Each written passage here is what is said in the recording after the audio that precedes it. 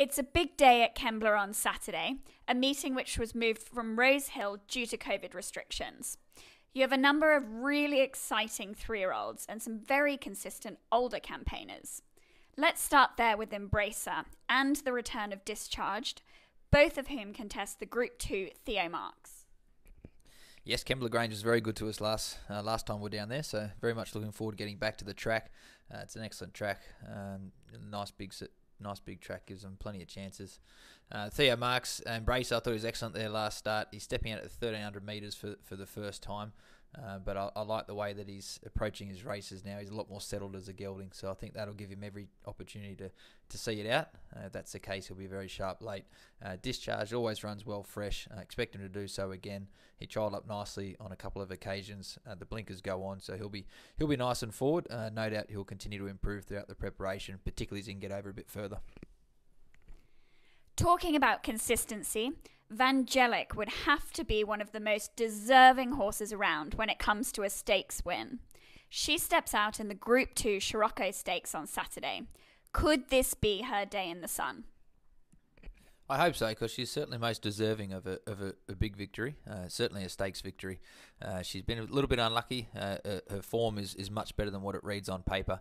She does improve second up into her preparation, so expecting that to be a similar pattern this time with her. But been very happy with her. She looks excellent. Her trials have been good, and no doubt she'll make her presence felt. The listed Dulcify Stakes is a race you both like to target annually.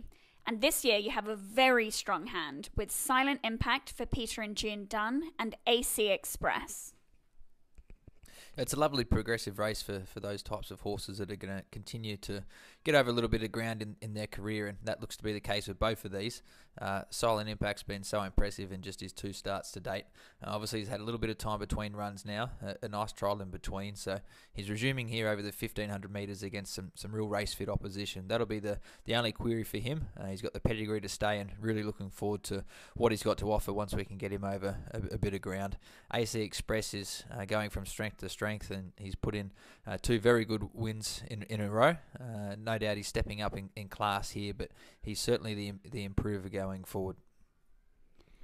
The main race of the day is the Group 2 Run to the Rose, which traditionally reveals who they all have to beat in the Group 1 Golden Rose 2 weeks later.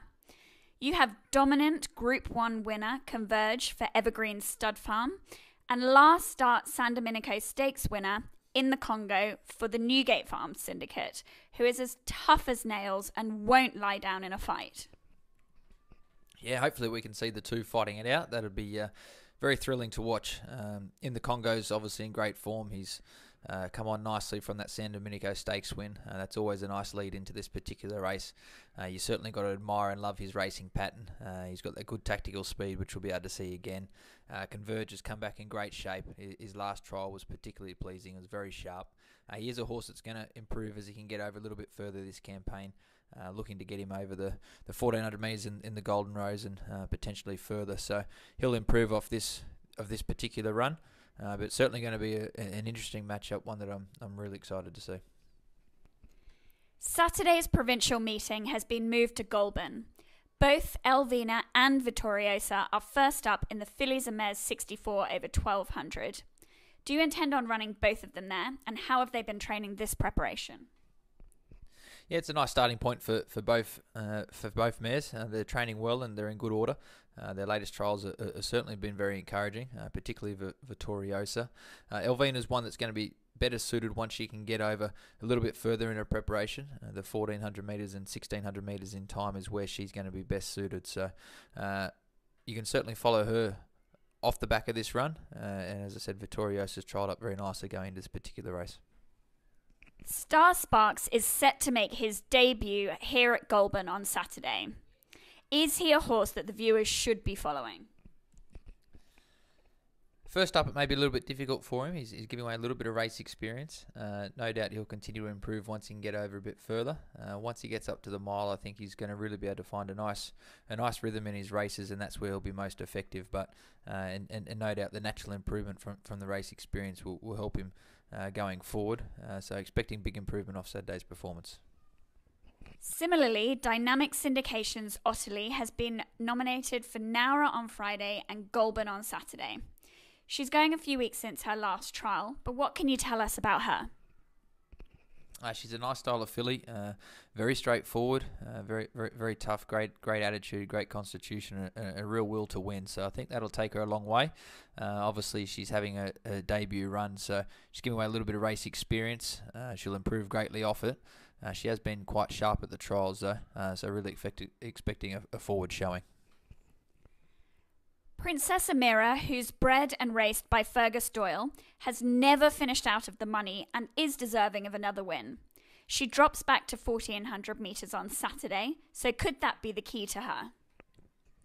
It may well be, because we tried stretching her out to the mile, and she's just unable to see it out as we would have liked. She was just sort of left wanting there that final furlong. So we are dropping back in trip to 1400 metres, which will hopefully suit her much better. Not easy dropping back in trip at certain stages of the preparation, but we've freshened her up and changed up her training routine best we can to sharpen her up for the 1400 metres. Sunday is Dubbo Cup Day, and the race is worth $100,000. It wouldn't be a true country cup without Regal Stage's name appearing in the field. How has he been training in the lead up to his next assignment? Yeah, we've been holding out for another country cup for Regal Stage. He's in good order. He's ready to get back to the races. He's really freshened up nicely since his last Queensland campaign. He'll be forced to carry a bit of weight in this particular race, but lovely big strong horse. He'll certainly give it his all here. So looking forward to seeing him get back to the races and contest another cup for the owners, which no doubt they'll have a lot of fun going around in.